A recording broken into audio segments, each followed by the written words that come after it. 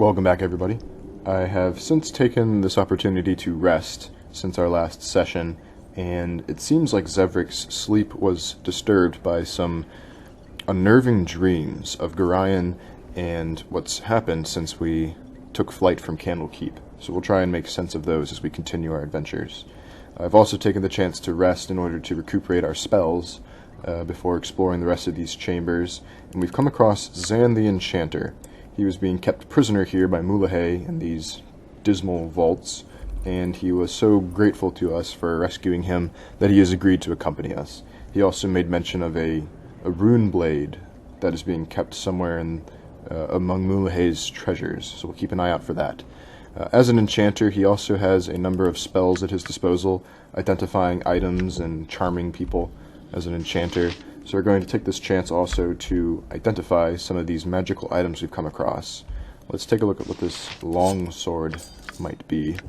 So we're going to use our spell in order to discern the truth. It's a long sword +2 known as Varskona. And it seems to be cold enchanted. Not only does it have a more powerful swing, but it also has the bonus effect of dealing cold damage to the target. This is the blade that Grey Wolf wielded, but we have wrested it free of his grasp. We're going to pass this off to Ajantis, who could make use of it since his current longsword has broken into pieces. But hopefully that won't be the case for long, as we have seemingly come to the bottom of this iron crisis.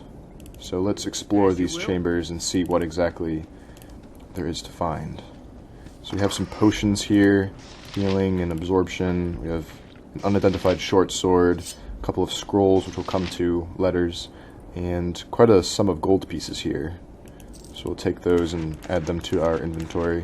And this looks to be the moon blade that Zan spoke of. And we have 2 letters. Let's add those to our collection. It is certain that the death of Mulahay will relieve the fears of the terrorized folk of Nashkel. But you remain uneasy. While the half-orc may indeed have caused the evils that befell the mine, the shortage of iron is too widespread to be his doing alone. His letters confirm your suspicions, and though they give little indication as to where his cohorts are hiding, they may have links to the bandits that currently plague the coastway. So while Mulahay seems to have been an instrumental tool in the destruction of the ore coming from the southern mines, there is a greater work at play here. Let's take a look after we hand off the Moonblade and some spell scrolls to Zan. See if he can learn any of those, add them to his repertoire. And let's make sense of these scrolls here. My servant Mulahay. He has been sent kobolds and mineral poison. His task is to poison any ore that leaves the mine, and he's been instructed not to reveal his presence to the miners. Seems he was not so successful in the latter. And this comes from someone named Tazok. And the second letter here seems to be dated later than the first, again to Mulahay. And he is not pleased with Mulahay's progress. Seems that he has failed to rein in his kobolds, and they've been allowed to murder the miners, which caused the attention of the guard to be directed here. And it says here that he is to send a message to Tazok's new contact in Baragost, named Tranzig, who will be staying at Feldpost's Inn. So perhaps that shall be our next course of action, but let's distribute some of these healing potions as well. And a potion of absorption.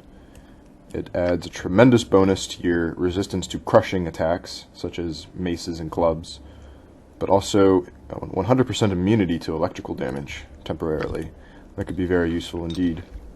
So, let us equip Zan well with this Moonblade of his. That looks pretty cool. It seems like it is a mystic sword that chooses its own owner. In the case of this sword, it has chosen the elf Zan. Only he can wield the blade. Anyone else will be unable to lift the sword. Not only is it a powerful weapon, essentially a +3 weapon, but it also adds a bonus to your armor class, as if it was a magically protective shield of some sort, and bonus fire resistance. And only he can wield it, so it seems to have found its owner. Let's see if we can also copy some of these enchantment spells to our book.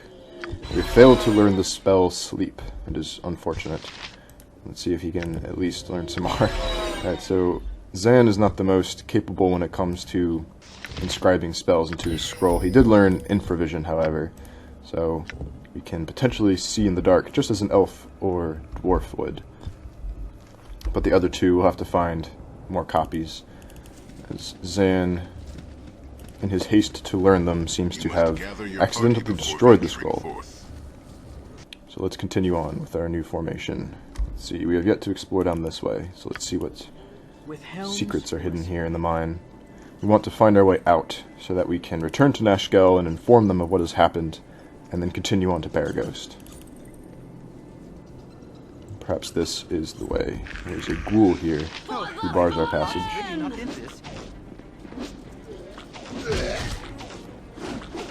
the ghoul is no more. He has dropped a potion of insight.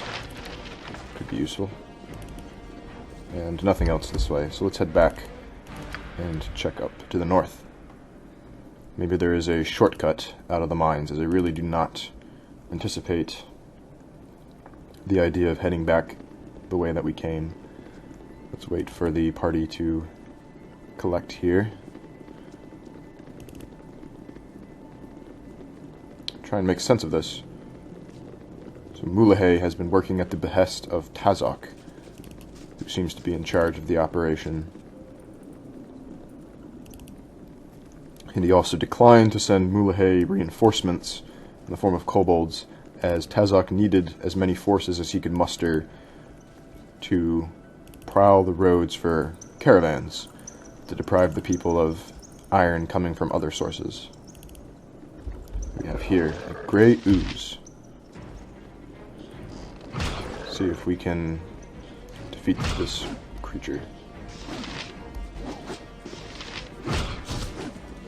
So they have magic resistance, and they're seemingly resistant to certain types of attacks, probably slashing. Essentially just a pile of liquid. We have defeated them. And here we have an exit. Seems like this is all there is to explore here. So let's escape into the sunlight. You can see it just ahead. And here we are. We have escaped the treacherous mines. Let's see where exactly we are. Somewhere to the far east of Nashkel. So we want to make our way back towards the city, but we can take an opportunity here to explore just a little bit. See what secrets there are, perhaps. Perhaps we should head to the north first. The quick save.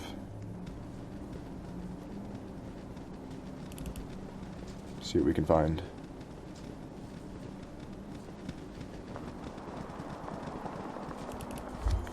Oh, there's some spellcasters, it seems. Zila and Minera. They do not seem friendly. Your end shall be quick, if you let it. My name is Xevric. What of it? They have been tracking us for many days, and they are to give us a message. We are to die. A short and brief message. Our interference with the Iron Throne has caused some minor setbacks, but our actions were mostly futile, they say. Alright then, so it seems like there's at least 4, a couple of archers, a cleric maybe. Let's see if we can actually charm one of them to our side. Not only would we eliminate one of them from the fight, it succeeded. We charmed Telka, so not only did we eliminate her as a threat, but we can also now use her for our own offense. There we have it. Quite a capable archer. It was significantly easier than had she been firing at us, I would say. So now we can reward her for her service by gathering around her and finishing her off.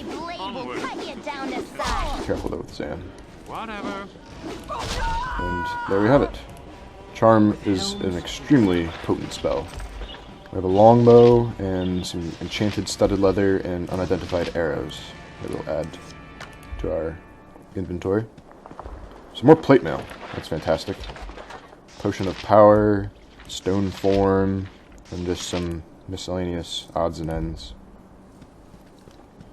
Another potion of hill giant strength, and coins, and perhaps some more arrows.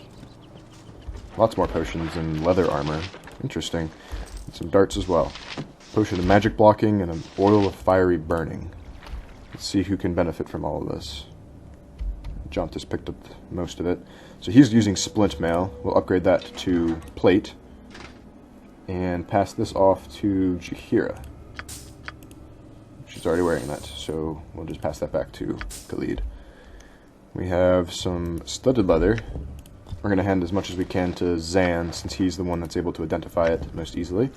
Potion of Power. It reduces your Thaco, which is a good thing. 20% temporary hit points, better chance to hide in shadows, pick pockets, pick locks, find and remove traps. But it is not the longest duration. That's an extraordinarily powerful potion. Pass that off to myself, and some strength, and some stone form. Penalty to your dexterity, as stone is not the most agile of materials, but it is very durable, so we'll keep that with one of the fighters. And that should just about do it. I'm going to take a quick break and begin the next video where we left off. Thank you for watching.